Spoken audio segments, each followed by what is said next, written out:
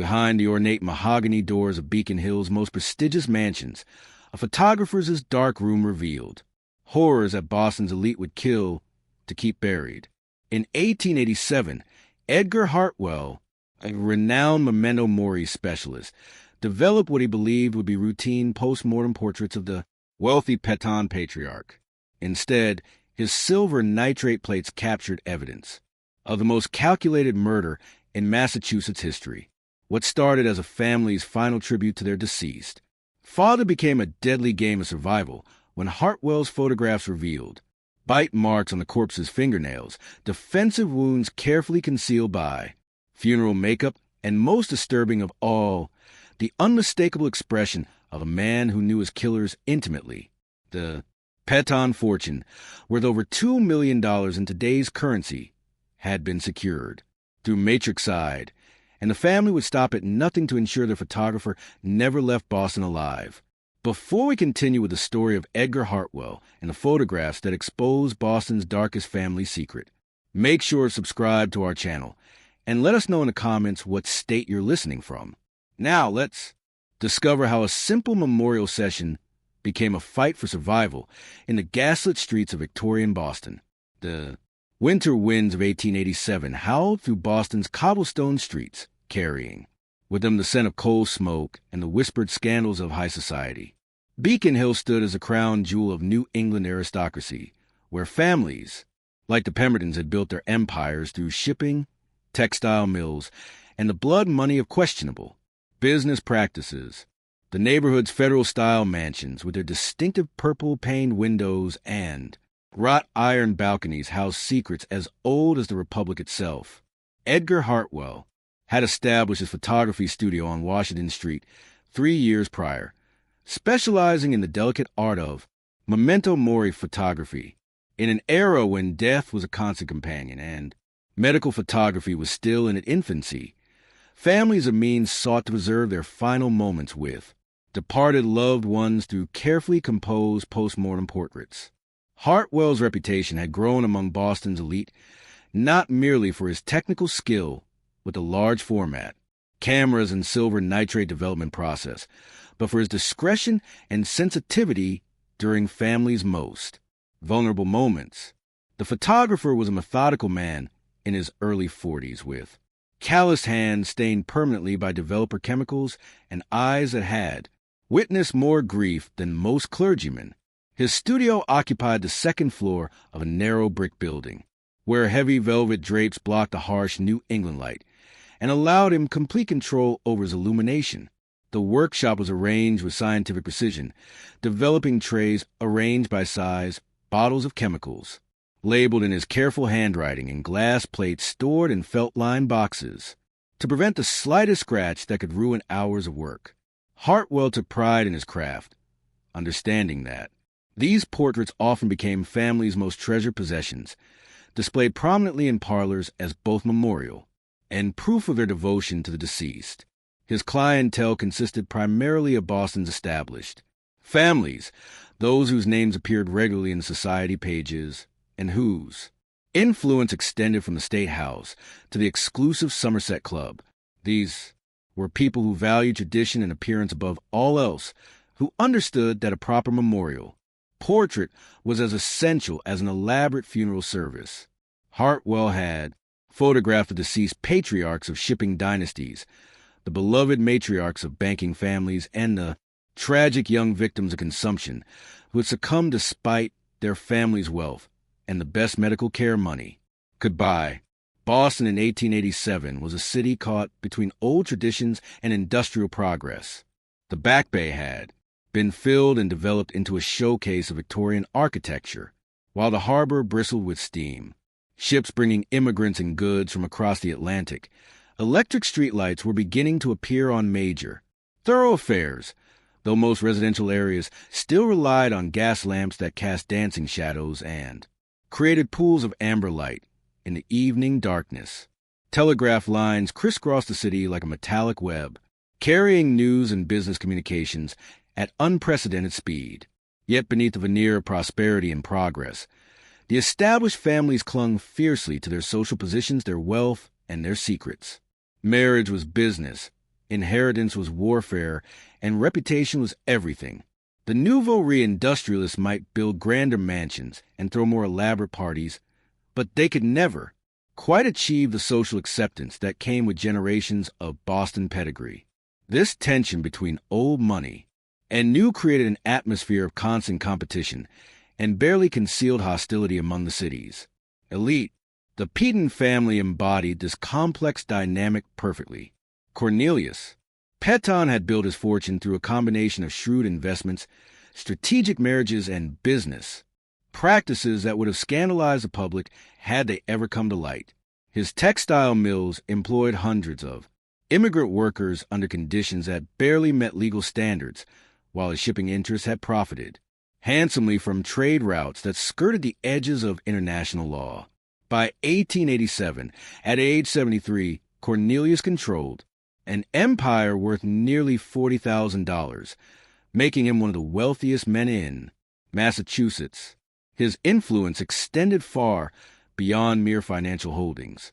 Cornelius served on the boards of 3 banks, held significant interest in the Boston and Maine Railroad, and maintained silent partnerships in several of the city's most prestigious law firms. Politicians sought his endorsement, ministers welcomed his generous contributions, and business rivals feared his capacity for economic warfare. He had survived the Panic of 1873, emerging stronger while lesser men faced bankruptcy, and his reputation for ruthless efficiency was matched only by his family's social prominence. His Beacon Hill mansion reflected this prosperity in every detail. The 4-story brownstone featured hand-carved marble staircases imported from Italy, crystal chandeliers from Vienna that scattered rainbow light across polished surfaces, and a library containing first editions that scholars would have killed to examine. Persian rugs covered floors of Honduras mahogany, while oil paintings by European masters adorned walls covered in handprint silk wallpaper from France. The house employed 12 full-time servants, from the Irish cook who had worked with the family for 2 decades to the German butler who managed the household with military precision. The telegram arrived at Hartwell's studio on a gray February morning, delivered by a boy whose boots left muddy prints across the photographer's carefully maintained floors. The message was brief and formal. Cornelius Peton, deceased. Family requests immediate memorial photography.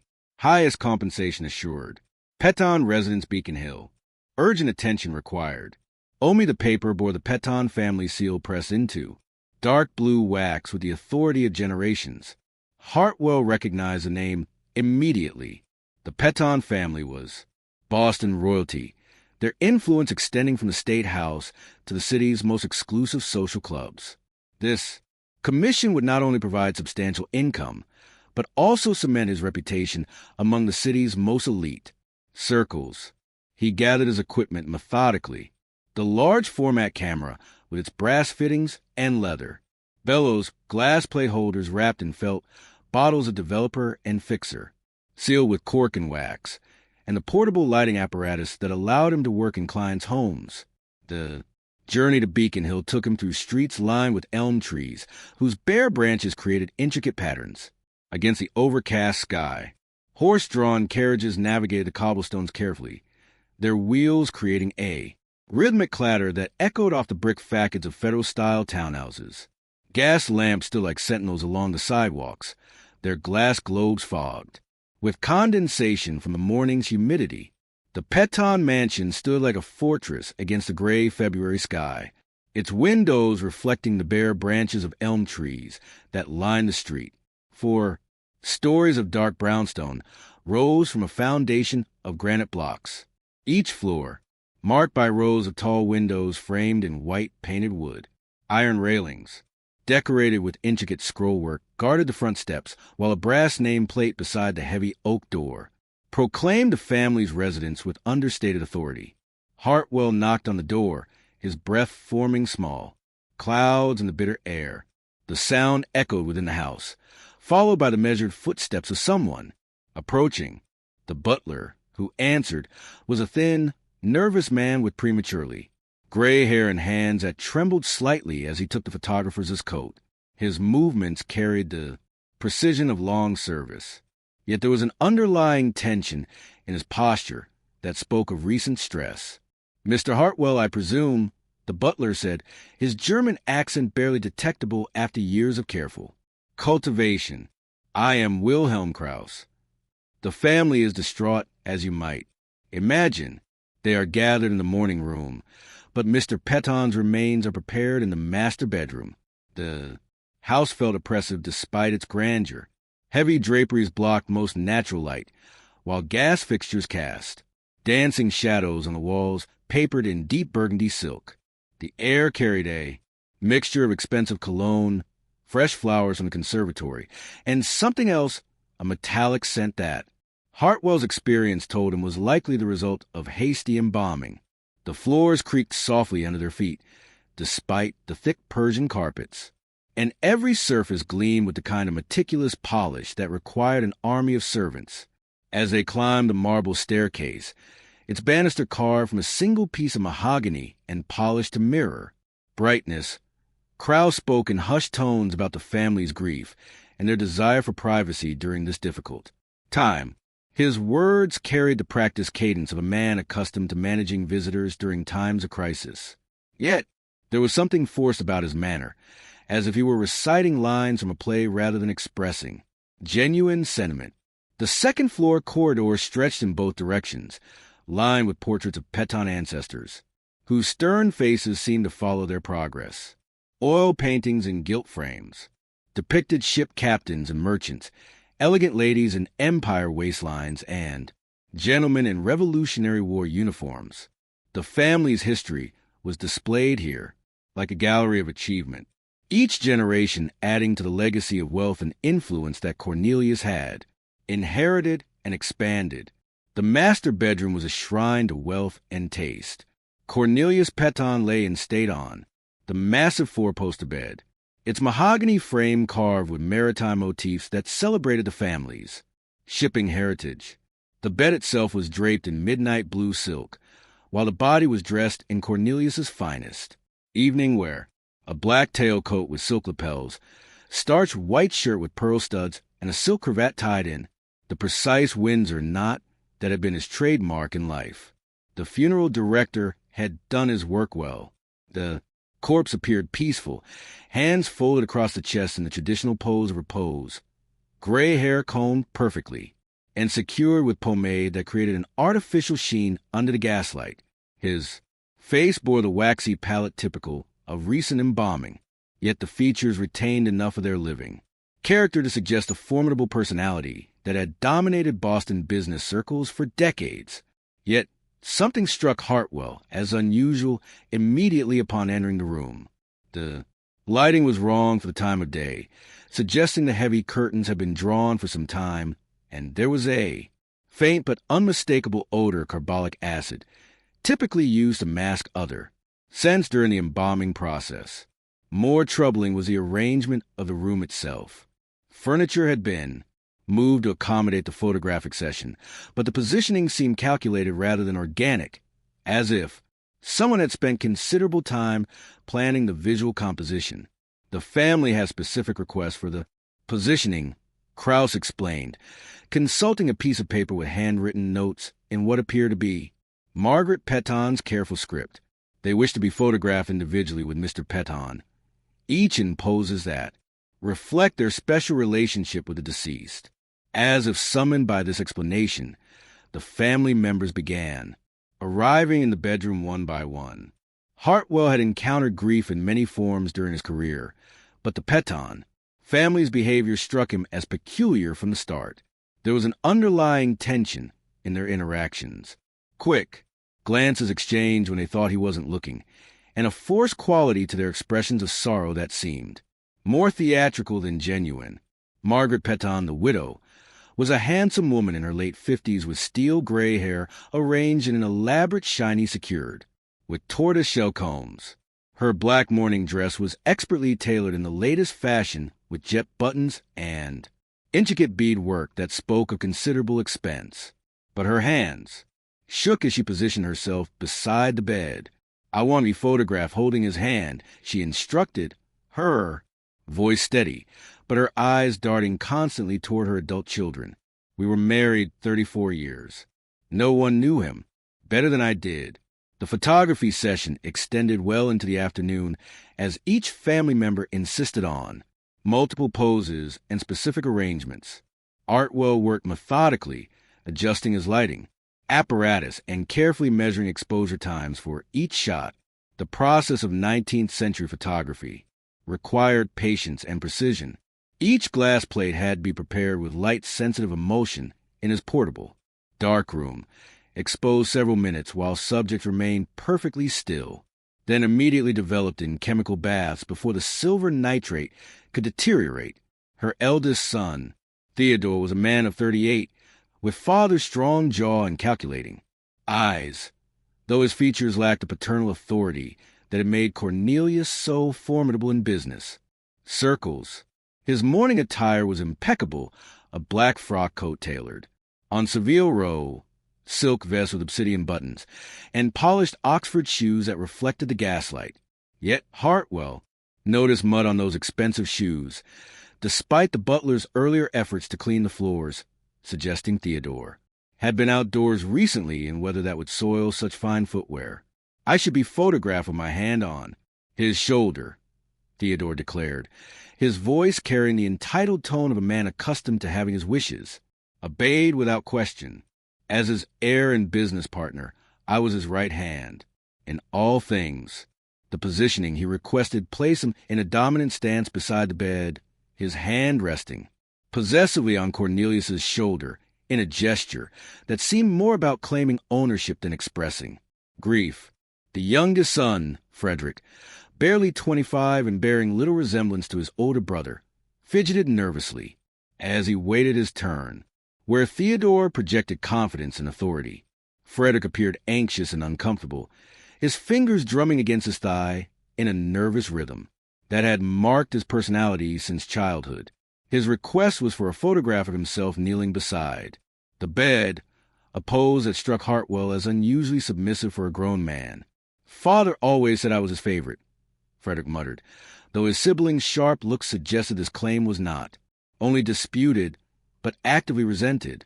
I want that remembered. His words carried a defensive quality, as if he were trying to convince himself as much as others of his special status in the family hierarchy. The daughter, Constance, was perhaps 30 years old with dark hair and a complexion that spoke of recent illness or emotional strain. Her mourning dress was fashionable but seemed to hang loosely on her frame, suggesting recent weight loss. Her request was the most unusual. She wanted to be photographed placing a white rose on her father's chest while leaning down as if to kiss his forehead, a pose that struck Hartwell as inappropriately intimate for a woman of her age and social standing. Daddy always called me his little princess, she said, her voice breaking convincingly with what appeared to be genuine emotion, even when I disappointed him with my choice of husband. This reference to marital difficulties added another layer to the family's complex dynamics, suggesting personal conflicts that extended beyond mere business disagreements. As Hartwell set up his equipment for each individual portrait, he couldn't shake the feeling that he was witnessing a performance rather than genuine grief. Each family member seemed more concerned with their pose and its implications than with mourning their patriarch. They spoke in careful, measured tones when addressing him, but their whispered conversations among themselves carried undercurrents of tension and barely concealed hostility. Moreover, there was something about Cornelius Petton's appearance that troubled the photographers as experienced. The makeup was expertly applied by Boston's finest funeral director, but it seemed heavier than usual, particularly around the neck and hands. The positioning of the body, while technically correct for memorial photography, seemed somehow artificial, as if the limbs had been arranged rather than falling naturally into their final pose. As he worked, fragments of conversation reached his ears despite the family's attempts at discretion. The family members spoke in hushed tones when they thought he was occupied with his equipment, their words carrying undercurrents of tension and accusation. That seemed inappropriate for a house of mourning. Margaret whispered urgently to Theodore, about changing the will before anyone else finds out, while Frederick muttered something about having to act quickly before the lawyers start asking questions to Constance. Most disturbing were the references to what needed to be done and ensuring that certain arrangements remain private. These phrases suggested planning and coordination that went far beyond normal funeral preparations, hinting at secrets that the family was desperate to keep hidden from public scrutiny. The butler, Wilhelm Krauss, seemed increasingly nervous as the afternoon progressed, his earlier professional composure gradually giving way to visible anxiety.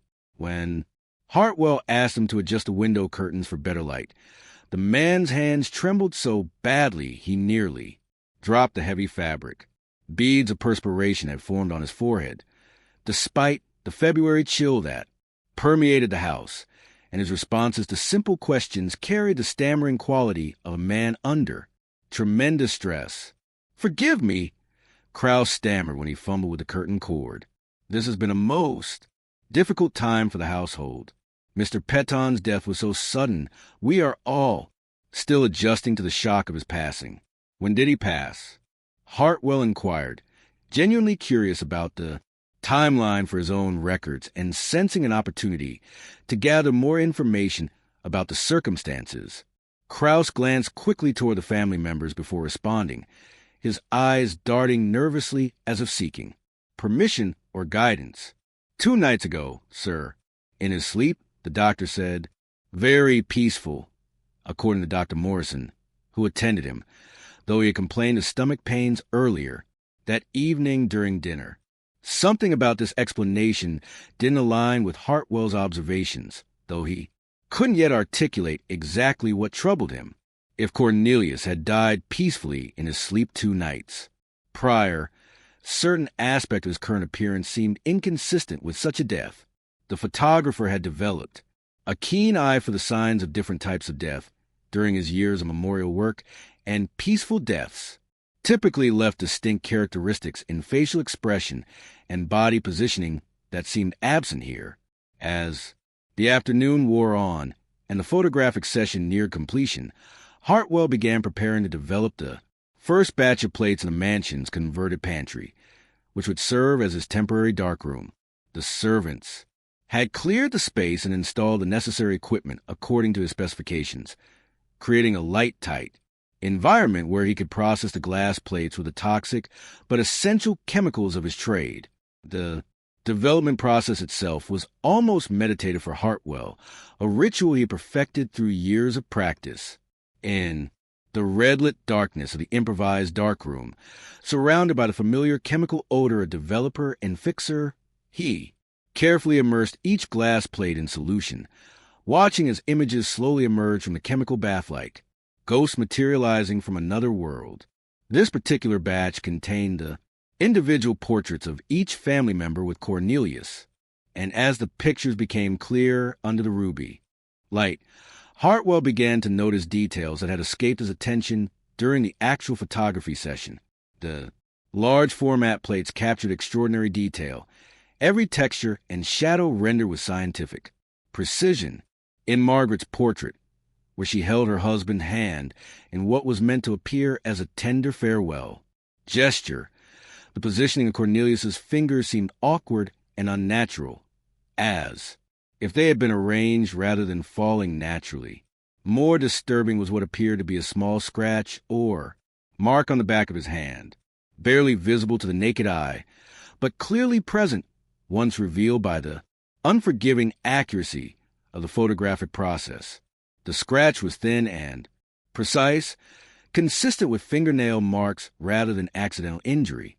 Its location suggested defensive movement, the kind of mark that might result from someone trying to pull their hand away from an attacker.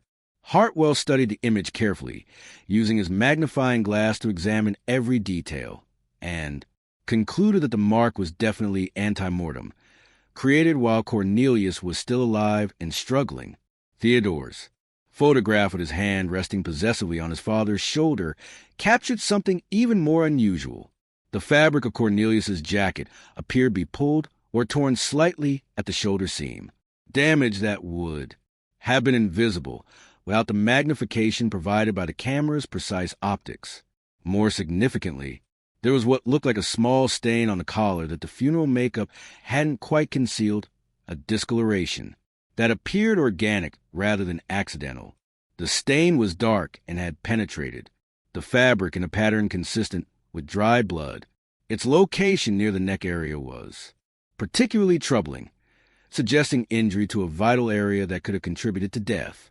Hartwell had seen enough violence in his work with the police department's occasional forensic photography to recognize the signs of trauma when they appeared, but it was Frederick's portrait that made Hartwell's blood run cold and forced him to sit down heavily in the dark-room single chair.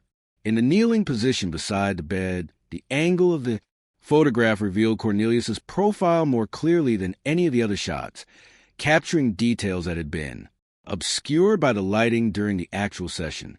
What Hartwell saw there defied the explanation of a peaceful death and filled him with growing horror.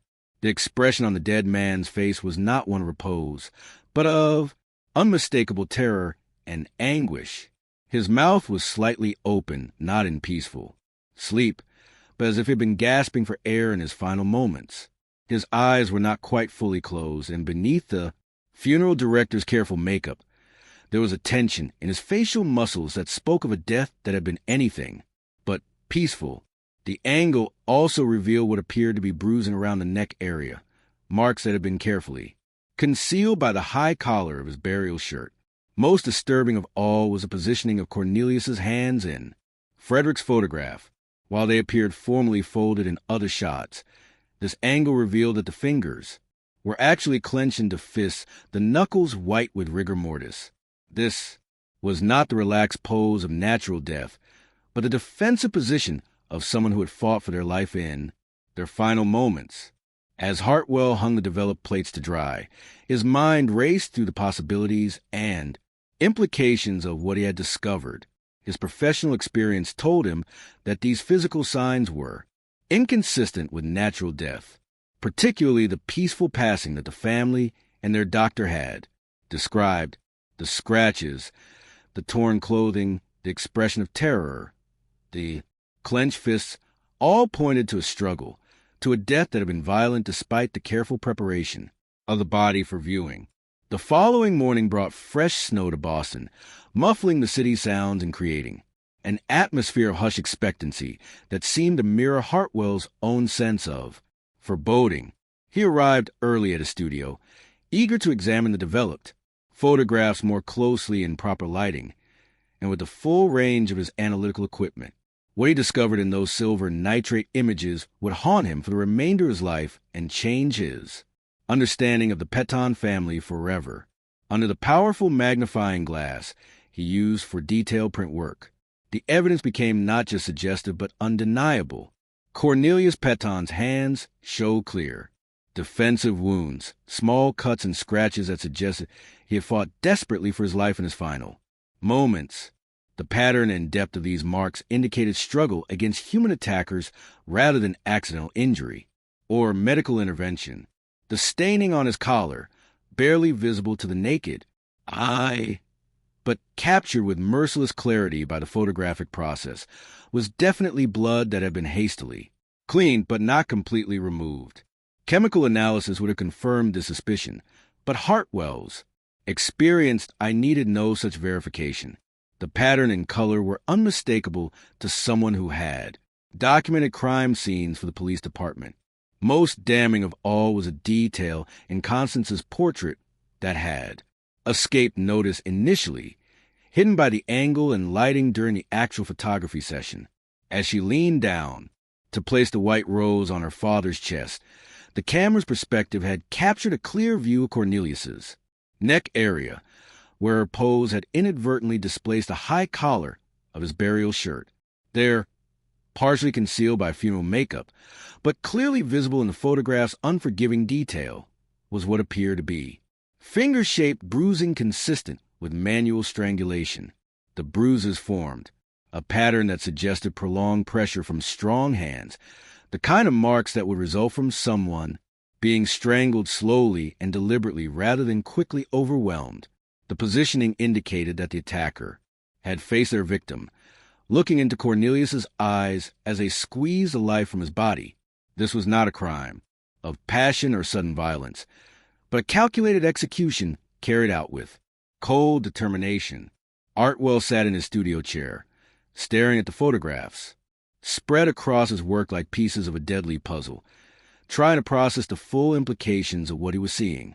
These weren't simply memorial portraits documenting a family's grief. They were evidence of murder, captured forever in silver and glass by his own unwitting hand. The Peton family hadn't hired him to memorialize their patriarch. They had unknowingly hired him to document their crime in excruciating detail. The implications were staggering and dangerous. If Cornelius Peton had been murdered by his own family, the motive was clearly financial, but the stakes went far beyond simple inheritance.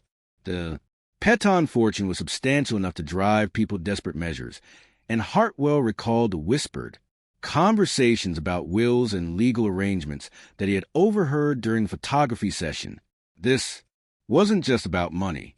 It was about power, social position, and the kind of influence that shaped cities and states. As he pondered his next move, weighing his moral obligations against a very real physical danger he now faced, a knock at his studio door interrupted his thoughts. Through the frosted glass, he could see the silhouette of a well-dressed man wearing an expensive overcoat and carrying a gentleman's walking stick. Hartwell opened the door to find Theodore Peton standing on his threshold, hat in hand, and an expression of forced concern on his handsome features. "Mr. Hartwell," Theodore began, his voice carrying the practiced charm of a man accustomed to getting his way through a combination of social pressure and barely concealed threats. "I wanted to personally thank you for your sensitivity yesterday. This is a difficult time for our family, as I'm sure you understand from your experience with other bereaved clients." "Of course," Hartwell replied carefully, stepping back to allow Theodore into the studio while mentally calculating the distance to the drawer, where he kept a loaded revolver for protection against the occasional violent criminal who might object to his police photography work.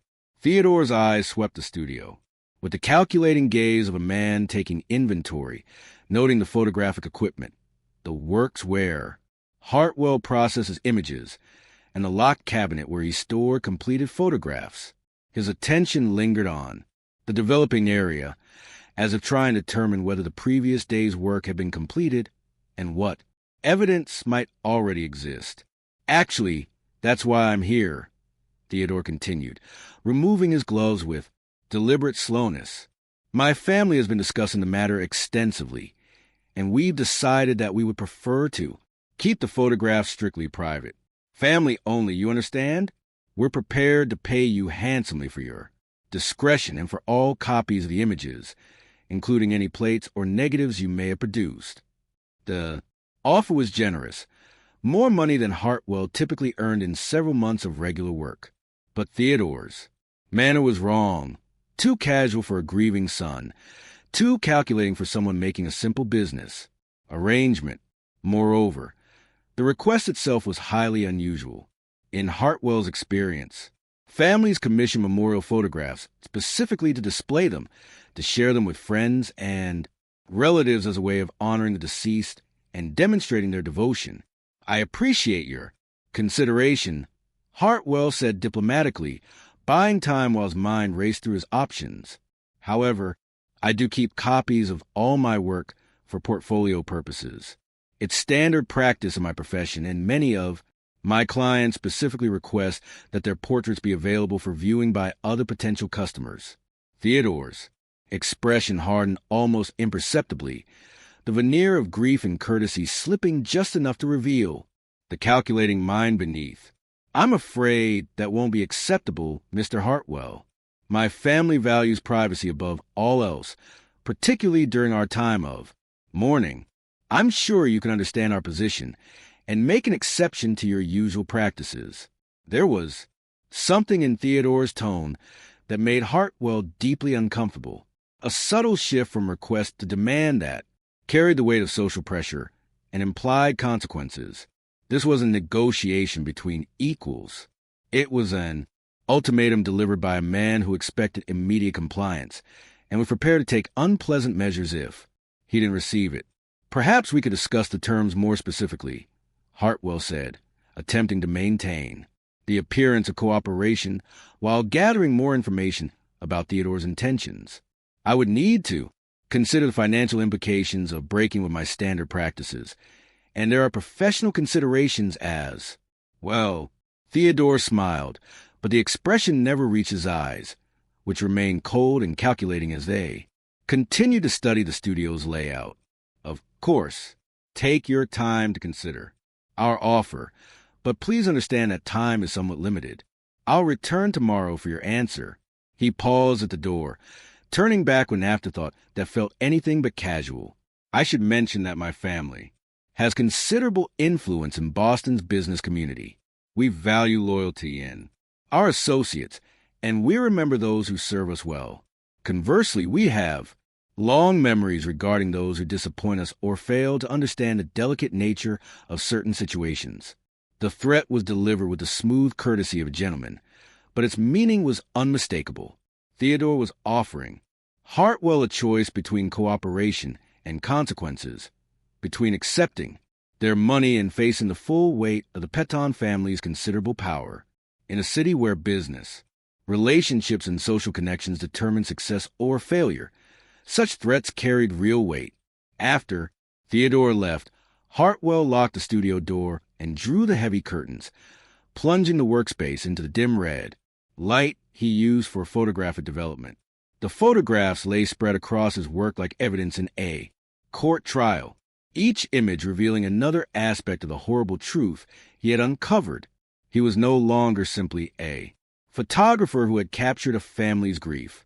He was the only person in Boston who possessed physical evidence of the Peton family's darkest secret. The next 24 hours passed in a state of mounting dread and careful planning. Hartwell found himself unable to concentrate on routine studio work, instead spending his time studying the photographs and researching everything he could discover about the Peton family's finances, business relationships, and personal conflicts. The evidence was clear. Cornelius Peton had been murdered, almost certainly by members of his own family. But proving such an accusation against one of Boston's most influential families would require more than photographic evidence, no matter how compelling. His research into the Peton family revealed a web of financial pressures and personal conflicts that provided ample motive for murder. Through discreet inquiries at his gentlemen's club and carefully worded conversations with fellow businessmen, he learned that Cornelius had been considering significant changes to his will in the weeks before his death. There were rumors of heated arguments about business decisions, disputes over marriages and lifestyle choices, and growing tensions between the aging patriarch and his adult children, who had expected to inherit his empire without interference. Most significantly, Hartwell discovered that Cornelius had recently begun asking pointed questions about irregularities in the family business accounts, inconsistencies that suggested either gross mismanagement or deliberate embezzlement.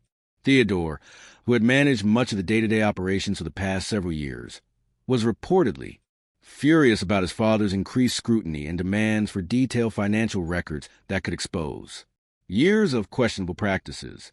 Dawn broke gray and cold over Boston as Edgar Hartwell made his desperate decision, the weight of moral obligation finally overcoming his very reasonable fear for personal safety. The failed attack at his studio had eliminated any possibility of negotiation or compromise with the Peton family. He possessed evidence of their crime, and they would certainly kill him to protect their secret rather than risk exposure. His only chance of survival was to expose them before they could silence him permanently. But doing so would require careful planning and multiple safeguards.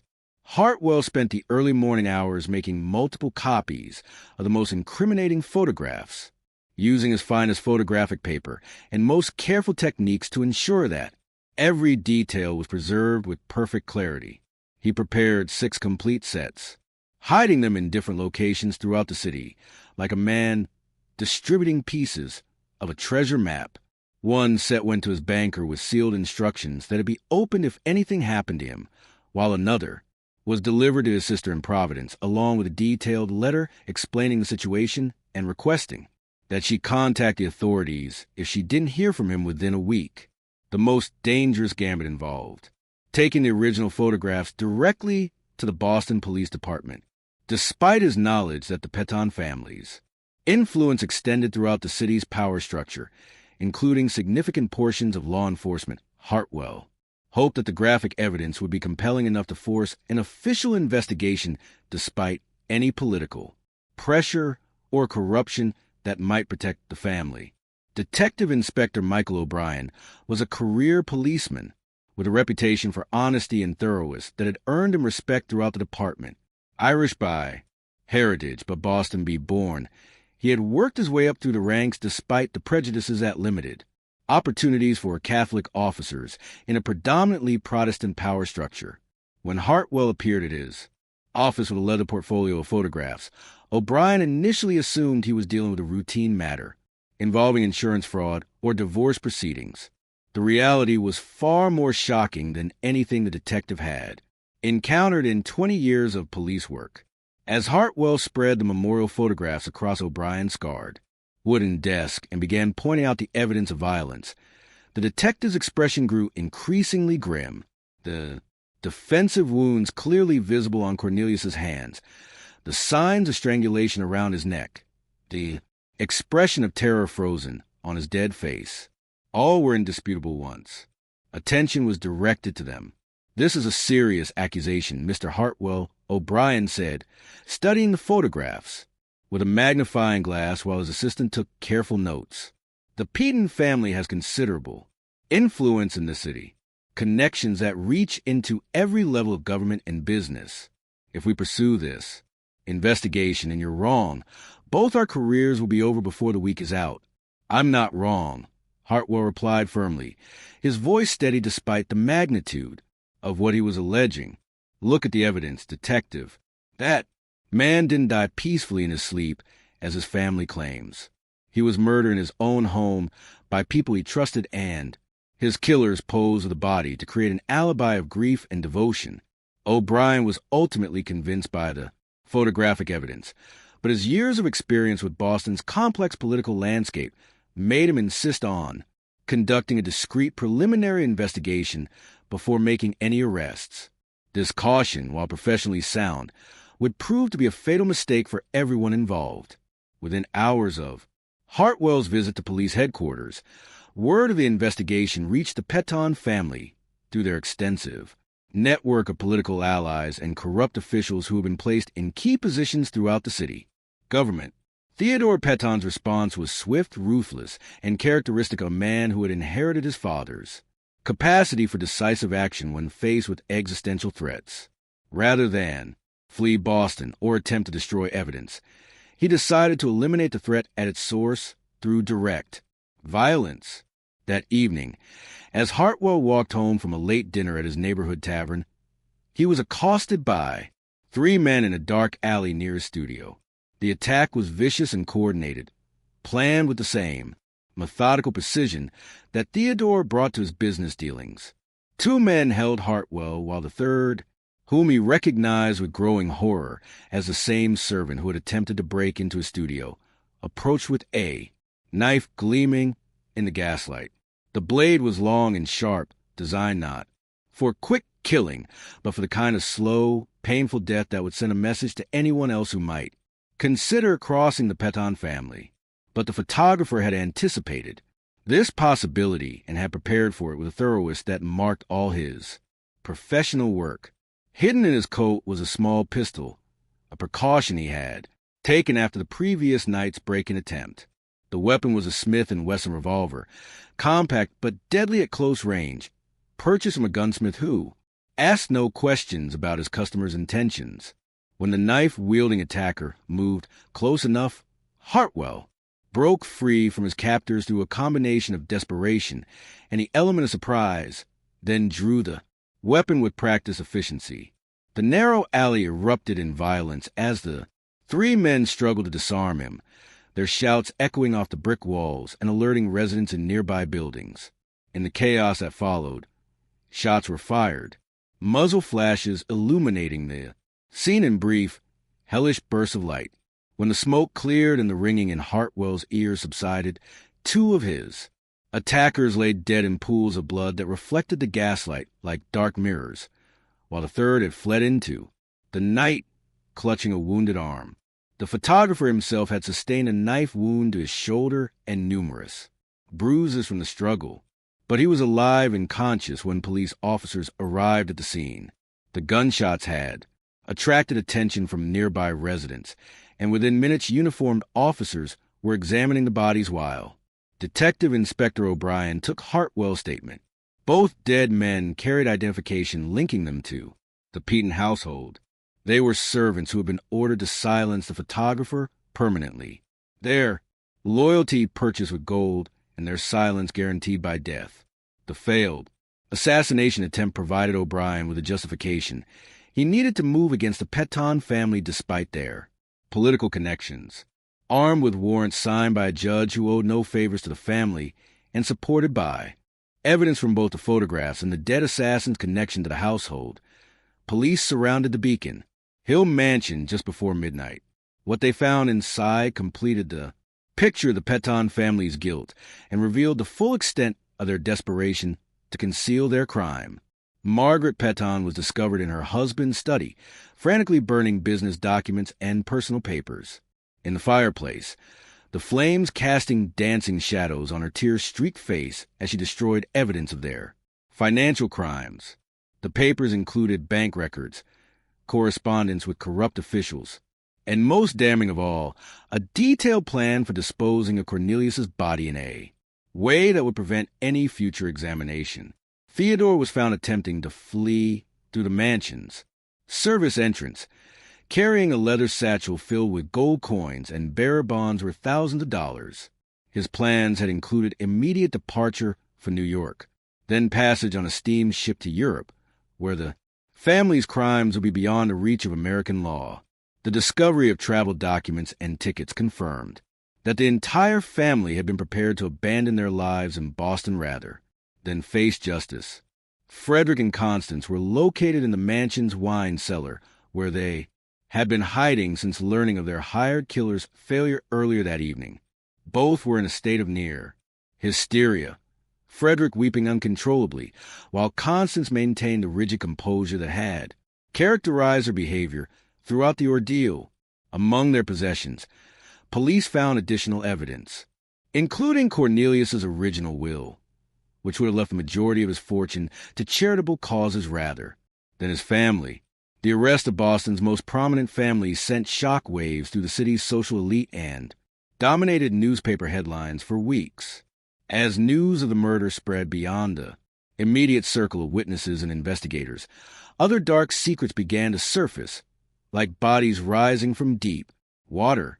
The family's business practices were revealed to be far more corrupt than anyone had suspected, involving embezzlement, fraud, and systematic exploitation of immigrant workers who had no legal recourse against their powerful employers. The trial of the Peaton family became the most sensational legal proceeding in Boston's history, drawing spectators from across New England and newspaper correspondents from major cities throughout the country. Edgar Hartwell's photographs served as the primary evidence there. Stark black and white imagery, telling the story of murder more effectively than any witness testimony could have achieved. The images were displayed on easels in the courtroom, allowing jurors to examine every detail of the violence that had been inflicted on Cornelius Pemberton.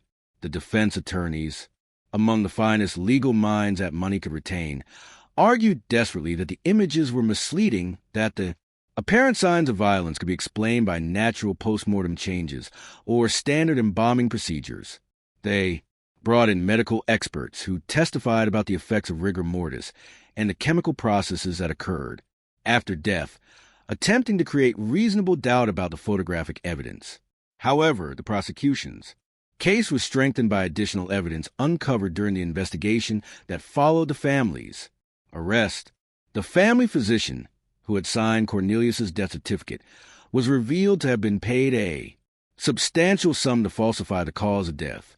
His bank records, showing a deposit of $500 made the day after the alleged natural death. Under pressure from prosecutors, he eventually confessed to the falsification and agreed to testify against his former clients. Wilhelm Krauss, the German butler whose nervous behavior had been noted by Hartwell during the photography session, proved to be the prosecution's most valuable witness. Facing charges as an accessory to murder, he agreed to provide detailed testimony in exchange for immunity from prosecution. His account of the murder was methodical and damning, delivered in heavily accented English that nonetheless conveyed the horror of what he had witnessed.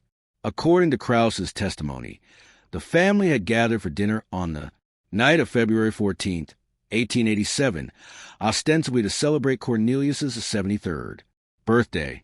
The patriarch had become increasingly suspicious of irregularities in the family business. Accounts over preceding weeks, and had announced his intention to conduct a comprehensive audit that would certainly expose years of embezzlement and fraud.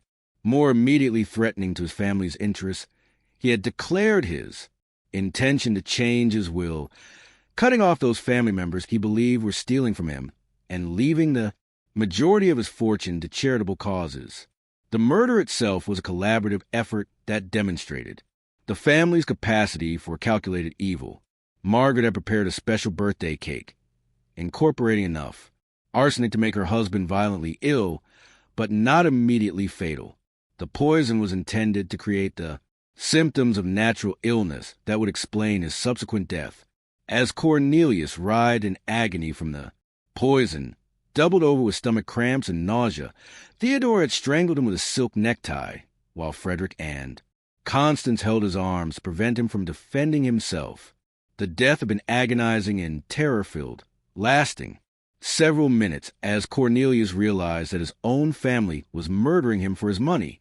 His final moments were spent looking into the faces of the people he had loved and provided for, understanding at last the depth of their greed and the price of his trust. The defensive wounds on his hands had been inflicted as he struggled desperately against his children's grip, while the expression of terror captured in Hartwell's photographs reflected his final realization of their betrayal.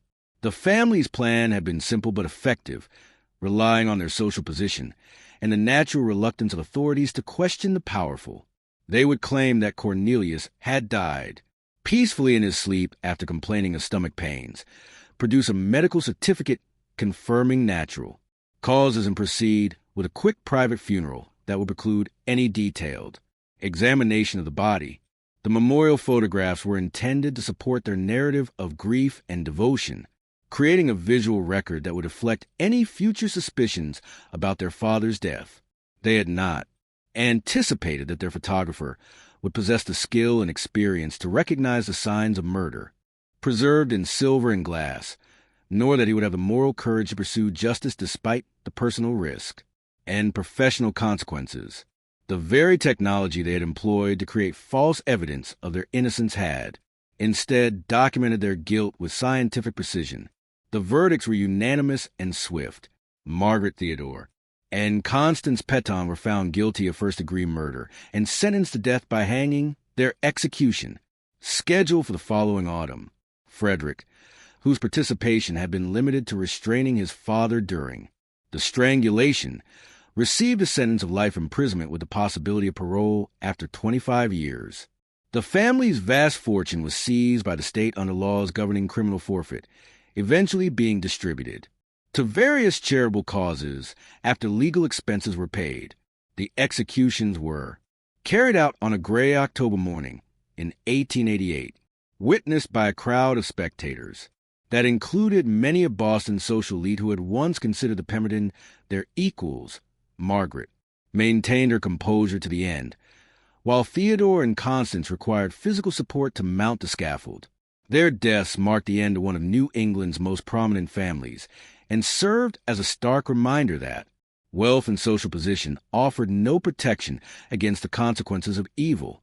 Edgar Hartwell survived his injuries and continued his photography business, though he never again accepted commissions for memorial portraits.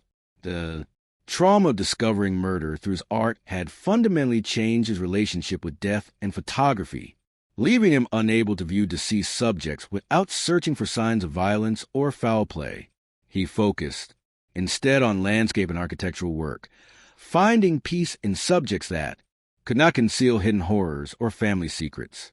Detective Inspector O'Brien was promoted to chief of detectives, his handling of the Peton case, establishing his reputation as one of Boston's finest investigators.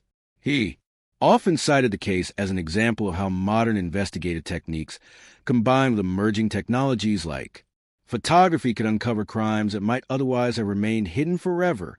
The case established important precedents regarding the use of photographic evidence in criminal proceedings and helped establish photography as a legitimate forensic tool. The Peton Mansion on Beacon Hill was sold at auction following the family's conviction, eventually becoming a boarding house for immigrants seeking affordable housing in the city's most prestigious neighborhood. Local residents reported strange sounds and unsettling atmospheres in the building, though these were likely the result of the house's notorious history rather than any supernatural influence.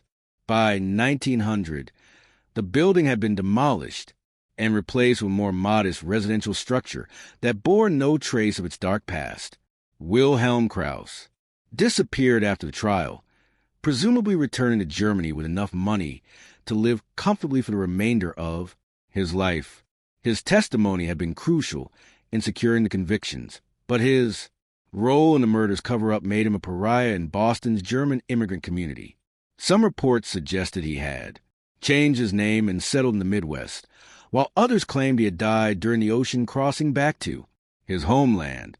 The case established important precedents in American legal history regarding the use of photographic evidence in criminal proceedings. Hartwell's memorial photographs became some of the first images to be accepted as primary evidence in a murder trial, paving the way for the development of forensic photography as a professional discipline. Law enforcement agencies across the country began incorporating photographic documentation into their investigative procedures, recognizing its value in preserving evidence that might otherwise be lost or disputed. Perhaps most significantly, the Peton murders demonstrated how emerging technology could reveal truths that human observation might miss or deliberately overlook. The camera's unflinching accuracy captured details that the naked eye had missed or that had been deliberately concealed, providing evidence that was impossible to dispute or explain away through clever legal arguments or political influence. Edgar Hartwell lived for another 32 years, dying peacefully in his sleep in 1919. His obituary made brief mention of his role in solving Boston's most notorious murder case, but focused primarily on his contributions to the art of photography and his extensive documentation of New England's changing architectural landscape. He never married, perhaps unable to trust in human relationships after witnessing the depths of family betrayal that the Peton case had revealed. The photographs that had exposed the Peton family's crime were eventually donated to the Massachusetts Historical Society, where they remain today as a grim reminder of how the pursuit of wealth and power can corrupt even the most fundamental human bonds. They serve as testament to the truth that no secret, however carefully guarded, can remain hidden forever when exposed to the revealing light of justice and the uncompromising eye of the camera. This mystery shows us that, even in an era before modern forensic science, careful observation of physical evidence could expose the most carefully planned crimes. The Peton family believed that their wealth and social position would protect them from scrutiny, but they underestimated both the power of photographic truth and the courage of an ordinary man who refused to be silenced by threats and violence. What do you think of this story? Do you believe everything was revealed about the Peton family's secrets? Or might there have been other victims of their greed? Leave your comment below and share your thoughts about how photography changed criminal investigation forever. If you enjoyed this tale and want more horror stories from America's dark past, subscribe, hit the notification bell, and share with someone who loves historical mysteries. See you in the next video.